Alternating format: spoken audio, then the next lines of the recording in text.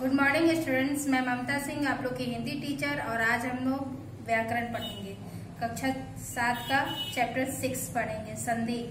संधि यानी वर्णों का मेल। संधि किसे कहते हैं? संधि दो वर्णों के मेल से जो नया शब्द बनता है उसे हम संधि कहते हैं। संधि का संस्कृत में अर्थ ही होता है मेल करना। मेल यानी मिलाना। हम देखते हैं व्हाइट बोर्ड पर इसको। चैप्टर 6 पढ़ रहे हैं हम लोग। संधि। संधि यानी मेल। मेल करना। मेल होगा किसका, ये इंपॉर्टेंट है जानना।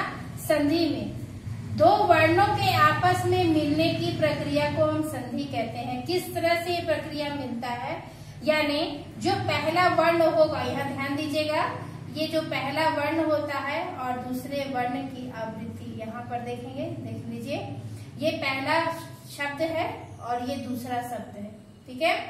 पहले शब्द के अंतिम यानी ही म के बाद जो अ का उच्चारण यहाँ पर है, छुपा हुआ है, जो दिख नहीं रहा यहाँ पे, सिर्फ स्वर में है। तो पहले शब्द के आखिरी वर्ण में और दूसरे शब्द के पहले वर्ण में, यानी ये सिर्फ ये जो आ है, इन दोनों का मेल होता है। यहाँ पे मेल है। मेल किसका हुआ? तो पहले शब्द के अंतिम वर्ण में और दूसरे शब्द के पहले वर्ण में जो मेल होता है, इस मेल को ही हम संधि कहते हैं। इससे बनने वाले शब्द को हम संधि कहेंगे। देखेंगे संधि के भेद। तो संधि के 3 भेद होते हैं। पहला होता है स्वर संधि, दूसरा होता है व्यंजन संधि और तीसरा होता है विसर्ग संधि।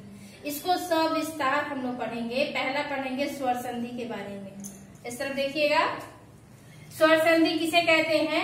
तो दो स्वरों के वर्णों के मिलने से, हम यहाँ पर बताए हैं कि कैसे वर्ण मिलेगा। पहले शब्द का अंतिम और दूसरे शब्द का पहला वर्ण मिलेगा। तो स्वर शब्द की खासियत यही है कि स्वर, जो 11 स्वर होते हैं हमारे, ये सिर्फ स्वरों का मेल होगा। इसमें व्यंजन बिल्कुल नहीं होंगे। स्वर संधि में सिर्फ स्वरों का ही मेल होता है। इसलिए दो स्वर वर्णों के मिलने की प्रक्रिया ही स्वर संधि कहलाती है। स्वर संधि भी 5 प्रकार के होते हैं। पहला होता है दीर्घ, दूसरा होता है गुण, तीसरा होता है वृद्धि, चौथा होता है यर्ण और पांचवा होता है अयादि। ये शब्द सुनने में थोड़ा अलग लगते हैं, इसलिए क्योंकि ये संस्कृत के शब्द हैं। संस्कृत के व्याकरण से ही इन शब्दों का नामकरण है, इसलिए संस्कृत के ही शब्द हैं, जो हम लोग हिंदी में भी इसको इसी तरह से पढ़ते हैं। स्वर संधि कितने प्रकार के हुए? तो 5 प्रकार के हुए। पहले को एक एक विस्तार से हम लोग पढ़ते जाएंगे। पहला आज सिर्फ हम लोग पढ़ेंगे दीर्घ संधि के बारे में। दीर्घ का अर्थ ही होता है बड़ा। दीर्घ का मतलब होता है बड़ा होना, यानी बड़ा हो जाना। जब भी इसे शब्द बनेगा, जो वर्ण जुड़ेंगे वो बड़े हो जाएंगे, यानी बड़ा वर्ण बन जाएगा। देखेंगे किस तरह से। जो स्वर होते हैं अ, आ, हर्षई, दीर्घई, हर्षौ, दीर्घौ का मेल फिर से उसी तरह के शब्द से, वर्ण से हो जाए। अ से, आ से, यानी अ का आ से, आ का आ से, ई का ई से, बड़ी का बड़ी से, यानी दीर्घई का दीर्घई से, हर्षौ का हर्षौ से या हर्षौ का दीर्घौ से, किसी से भी मेल होगा तो शब्द जो है वो बदल जाता है। किसमें? जैसे अ और आ का मेल होगा तो इस तरह से आ में परिवर्तन हो जाएगा। शब्द हमेशा बदल जाएंगे, बढ़ जाएंगे। इसको 12 रूप में हम लोग पढ़ेंगे। जितना भी स्वर है उसको 12 रूप में हम लोग जानेंगे।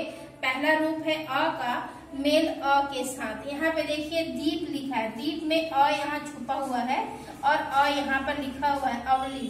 ये दोनों का मेल हो गया तो शब्द बन गया दीपावली। दूसरा देखेंगे। दूसरा है अ का और आ का जब भी मेल होगा, दोनों मिलेंगे तो आ ही बनेगा। जैसे हिम,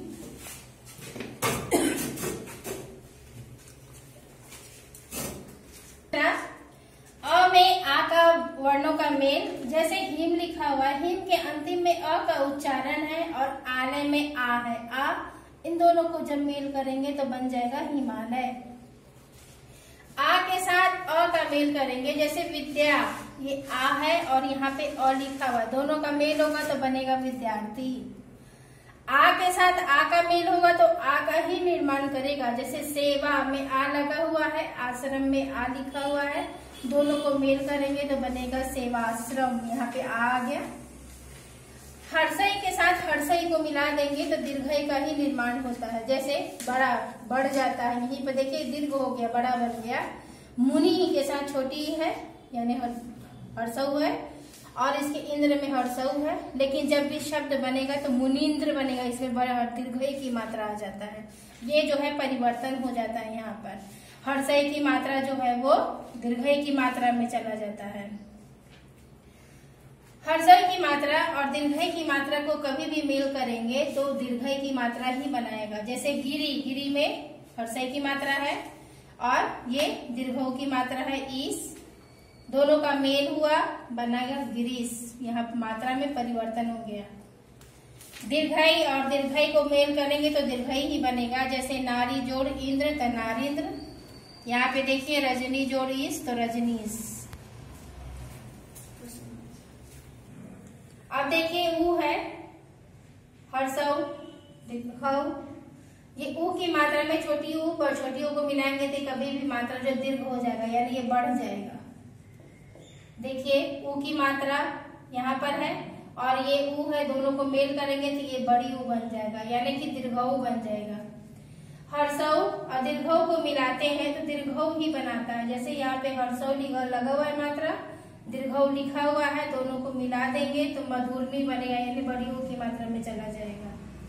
दीर्घऊ को हर्षऊ के साथ मेल करने पर दीर्घऊ ही बनता है। जैसे वधु में दीर्घऊ है और उत्सव में हर्षऊ है, दोनों का मेल हो जाता है तो दीर्घऊ का निर्माण करता है। यानी मात्रा लिखे यहाँ पर उसी तरह से लग जाएगा वधुत्सव।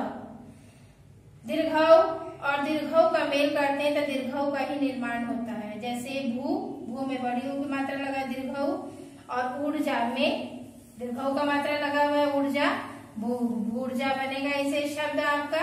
इस तरह से संधि का जब भी मेल होता है स्वरों के साथ, ये सारे स्वरों का ही मेल आपको दिख रहा है। जितने स्वरों का मेल होता है तो स्वर संधि ही बनता है और यहाँ पर जितने स्वर मिले तो सब जाकर दीर्घ संधि का निर्माण करते हैं। अगले वीडियो में हम लोग देखेंगे यर्ण संधि के बारे में। तब तक आप लोग इसको पढ़िए। Thank you.